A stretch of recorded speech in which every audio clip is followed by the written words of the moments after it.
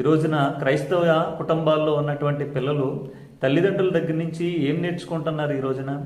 ఎంతసేపు లోక సంబంధమైన వాటి విషయాల్లో, లోక సంబంధమైనటువంటి చదువుల విషయాల్లో ఉన్నటువంటి శ్రద్ధ దేవుని యొక్క వాక్య విషయంలో కానివ్వండి, దేవుని సన్నిధిలో వారు కూర్చునేటువంటి విధానంలో కానివ్వండి, వారు వేసుకునేటువంటి వస్త్రం విషయంలో కానివ్వండి, వారి మాట తీరు విషయంలో కానివ్వండి, పెద్దల్ని సేవకుల్ని గౌరవించే విషయాల్లో కానివ్వండి, ఏ విధమైనటువంటి వాటిని నేర్పించకుండా ఒక స్వేచ్ఛగా విడిచిపెట్టేసినటువంటి గాడిద వలె ఈ రోజున పిల్లల్ని చాలామంది పెంచుతూ ఉన్నారు. ఈ రోజున ఇది క్రైస్తవ యొక్క కుటుంబానికి మంచిది కాదు.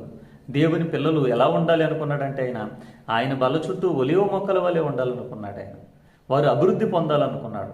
వారు దేవుని దయలోని మనుషుల దయలో వర్ధిల్లాలనుకున్నాడు. దయ కలగాలి అనంటే ఎస్తేరుని మీరు చూడండి. ఒక రాజుకి దయ కలిగింది అనంటే ఏదో తన జీవపుడంబంతోనే, తన అలంకరణతో, తన అందముతో అతిశయించలేదు.